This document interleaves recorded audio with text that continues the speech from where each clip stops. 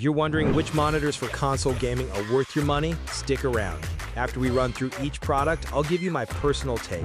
Would I buy it or would I skip it? No fluff, just my honest opinion. Let's get into it. BenQ Mobius X321UX. This thing is an absolute unit for consoles, supporting every single feature you could want from a PlayStation 5 or Xbox Series X, and the HDR is so bright it feels like staring directly into the sun. But its local dimming sometimes creates a weird glow around objects, like your character just had a divine revelation, and the advertised artificial intelligence upscaling is completely useless for modern consoles because they already handle that themselves.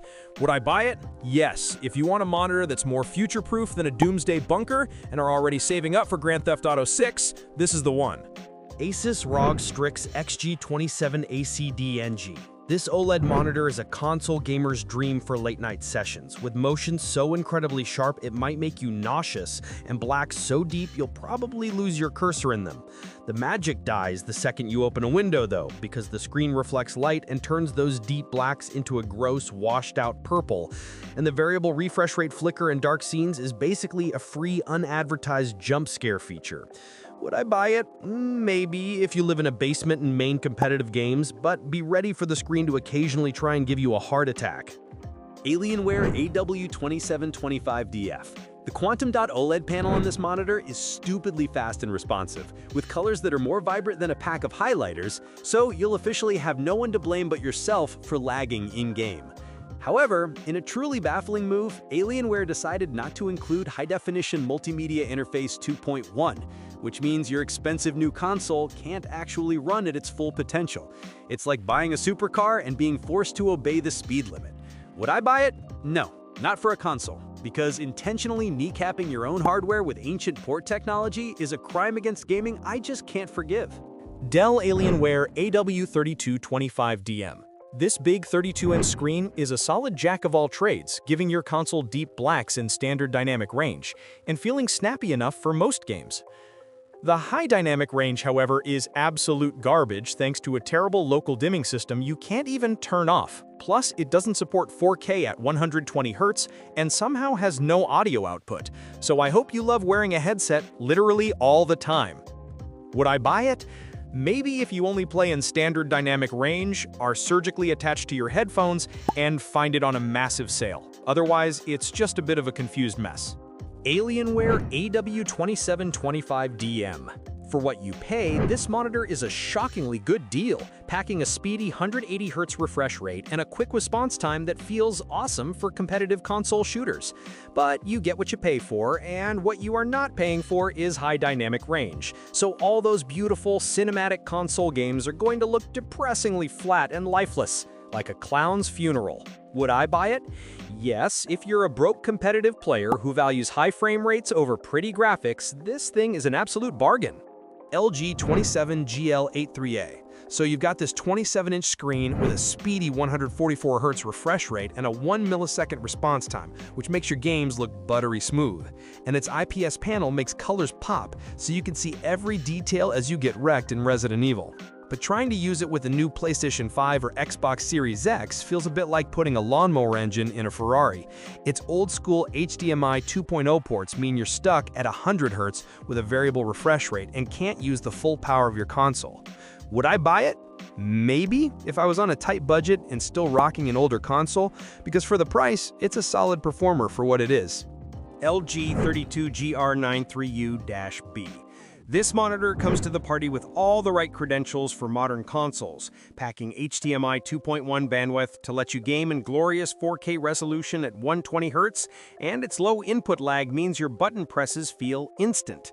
The problem is, for a monitor designed for gaming, the picture quality is just sad. Its low contrast ratio turns deep blacks into a murky gray, which is a total immersion killer for any dark atmospheric games. Would I buy it? No, because even though it checks the right boxes for console performance, the disappointing picture quality makes it feel like a wasted opportunity. Alienware AW2725Q. Alright, this thing is an absolute monster for console gaming, serving up that sweet 4K resolution on a QD OLED panel that makes colors and contrast look out of this world, and it fully supports modern consoles with HDMI 2.1. It's so premium, it even has Dolby Vision and a dedicated eARC port for your fancy soundbar. But let's be real, a 27-inch 4K monitor is like having a microscope to see pixels you never knew existed, and you're paying that classic Alienware tax for the privilege. Would I buy it? Yes, if I just won the lottery and wanted to flex on everyone with the best possible picture quality, even if my wallet is crying in the corner. MSI Mag 275QF. This monitor is the sensible friend in a group of maniacs, giving you a solid 1440p gaming experience and can even hit 120Hz on consoles over its HDMI 2.0 connection, which is pretty damn good for the price. However, it's a no-frills experience, lacking modern ports like HDMI 2.1, and its HDR performance isn't going to blow you away compared to the god-tier OLEDs, making it feel more like a capable sidekick than a superhero. Would I buy it? Yes, this is the perfect monitor if you want great performance for your console without having to sell a kidney to afford it. MSI MPG 321URX. This monitor is a straight-up beast, offering perfect compatibility with the PlayStation 5 and Xbox Series X thanks to its HDMI 2.1 ports, and its 32-inch 4K QD OLED panel provides those deep, inky blacks and ridiculously crisp motion that makes every game look stunning. It's a fantastic value compared to its competitors, but it does have this weird quirk where bright lights can make the screen's blacks look a little bit purple, and it's missing Dolby Vision, which the Alienware has. Would I buy it? Yes, this is the smart money choice for high-end console gaming experience. It gives you 99% of the performance of the most expensive monitors for a chunk less cash. MSI MPG 274UR DFW E16M. This monitor has a ridiculous name that sounds like a Wi-Fi password, but it gives you a beautiful 4K picture at 160Hz with HDR that will sear your retinas in the best way possible. The downside is that you have to mess with the overdrive settings depending on your frame rate, which is about as fun as assembling IKEA furniture without instructions. Would I buy it? Maybe, because it's a solid 4K display for a good price, but I'd rather not have to fiddle with settings every time I switch from a 60Hz story game to a 120Hz shooter. Asus ROG Swift PG32 UCDM. This monitor is an absolute monster for console gaming, using its full HDMI 2.1 bandwidth to give you that glorious 4K resolution at 120Hz on your PS5 or Xbox.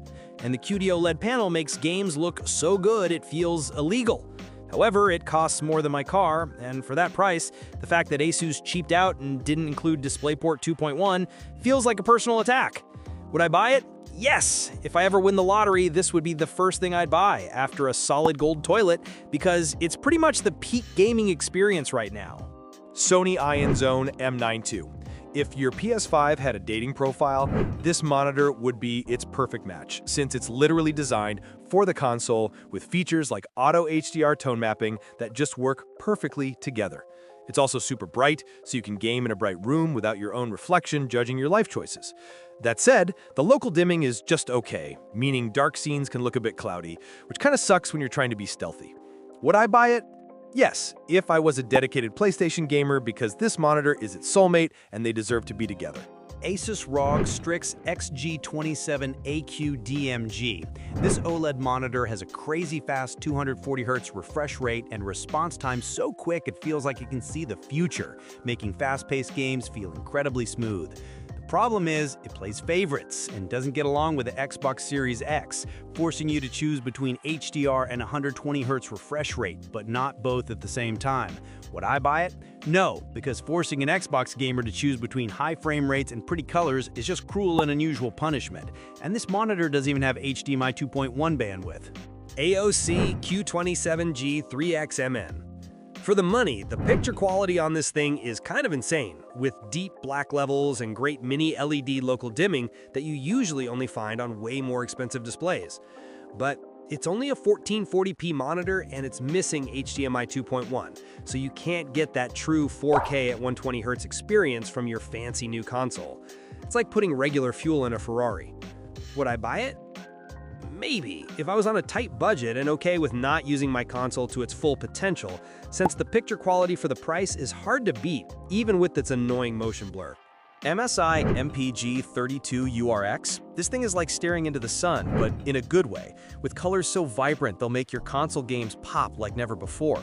It's got a 4K resolution and a 240Hz refresh rate, which is frankly overkill for a PlayStation 5 or Xbox Series X that max out at 120Hz. So you're basically paying for features your console can't even use. Would I buy it? Yes, because I like to flex on PC gamers, and the picture quality is just that damn good, even if my console is panting to keep up. Gigabyte Aorus FO27Q3. If you're into competitive shooters on your console, the 360Hz refresh rate on this bad boy will make you feel like you have superhuman reflexes even though your console is still stuck at 120Hz, making it feel like you brought a fighter jet to a go-kart race. The QD OLED panel makes games like Cyberpunk 2077 look absolutely stunning with those deep inky blacks, but honestly, the jump from 240Hz to 360Hz is so tiny you'd need a microscope to see the difference in smoothness. Would I buy it? Maybe, if I had money to burn and wanted to feel a tiny bit faster than my opponents, but for most console plegs, it's like using a sledgehammer to crack a nut. Gigabyte M27 Plus. This monitor has a split personality, offering a 4K 160Hz mode for your pretty single-player console games, and a 1080p 320Hz mode for when you want to get sweaty in first-person shooters, all with a single button press, which is pretty slick. The downside is that you have to choose between stunning visuals and buttery smoothness. It's like having two girlfriends, but you can only hang out with one at a time, which is just tragic. Would I buy it? Yes, because the versatility is actually insane for the price, making it a fantastic all-rounder for any console gamer who can't make up their mind. ViewSonic Elite XG321UG. The mini LED backlight on this thing gives you some of the best contrast I have ever seen on an LCD panel, making your games look incredibly rich and dynamic, almost like an OLED, but without the burn-in anxiety. But, and this is a big but, it costs a fortune and doesn't even have HDMI 2.1, meaning you can't get that sweet 4K 120Hz signal from your new console, which is like buying a Ferrari with a speed limiter. Would I buy it? No, because for that kind of money, I expect it to at least have the right ports for modern consoles. It feels like ViewSonic is trolling us. KTC H27E6. This monitor is the cheap date that surprisingly impresses, giving you a WQHD resolution and a screaming fast 320Hz refresh rate for a price that won't make your wallet cry, and it even has two HDMI 2.1 ports. However, you get what you pay for, with some noticeable IPS glow and a joystick for the menu that feels like it was designed by someone who hates their job and their life. Would I buy it? Yes, if I was on a budget and wanted a monitor that punches way above its weight for competitive console gaming, just don't expect it to feel premium. Thanks for watching. I hope this video helped you pick the monitors for console gaming for you. If you have any questions, drop a comment below. Links to all of these products mentioned in this video will be in the description.